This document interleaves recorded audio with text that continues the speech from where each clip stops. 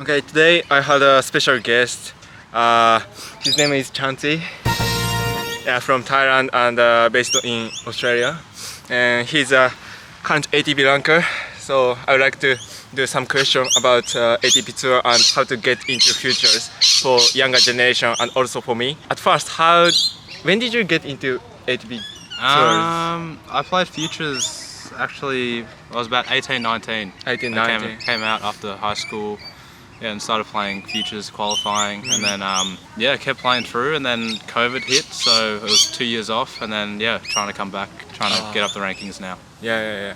So to get into futures, you said we have to get a national ranking. Yes. At first. At first, yeah, because if you don't have a ITF world ranking, you need to have a high national ranking, because that's the next criteria. After goes ATP ranking, ITF world ranking, and then national ranking. National ranking. Yes. Oh yeah. So far we played 2 hours hitting. What do you think about my tennis? I think you have a good game. You vary your play a lot. You don't play the same ball, same style. It's good because in futures you need to mix up your game. You can't play the same because then it's easy for your opponent to read the game. And then I think your intensity is really good. Your attitude on court. You have the right tools. Yeah, just trying. You have the right tools to play on the tour, for sure. Yeah. What do you think about Japanese tennis players? I think they are really stable, but not so aggressive sometimes. I think most Japanese guys play. A lot of people like to describe it as a sort of more one-dimensional. Because you guys play. It's a lot of pattern playing, a lot of cross-court line. It's more defensive counter-puncher sort of tennis, I think. But then you have some aggressive Japanese players as well. But then I think it's a good example is Nishioka. Very solid both sides. Is he aggressive? I feel like he is aggressive, but then he plays very solid tennis. Very he sometimes changes the pace. Yes, from hitting deep, heavy forehand. Yeah. And then he's got a more flat backhand. Yeah.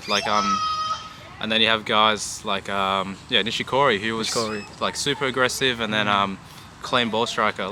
Japanese players, very very clean ball strikers, I think. When did you start playing tennis? I started playing very young, maybe 5 or 6. I think. 5 or 6 years old. Then, when was your first biggest title for your junior? Biggest title, I think. Under 12 or? I think under 12s I won.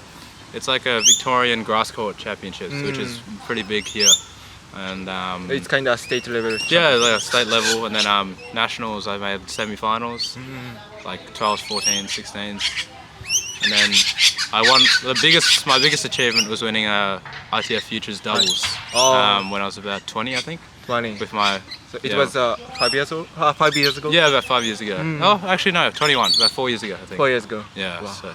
It's amazing. Yeah. Just amazing. I don't have any words for it.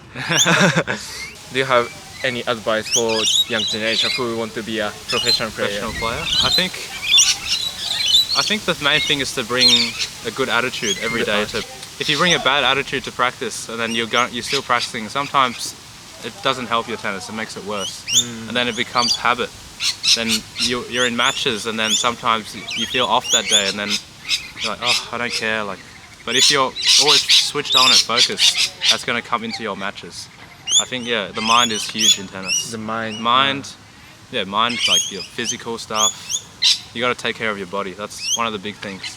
Actually, I started playing tennis when I was 12. Okay. So it was super late for me. Is it possible to become a professional player when you start 12 or starting later? I think it is. I think it is possible for sure.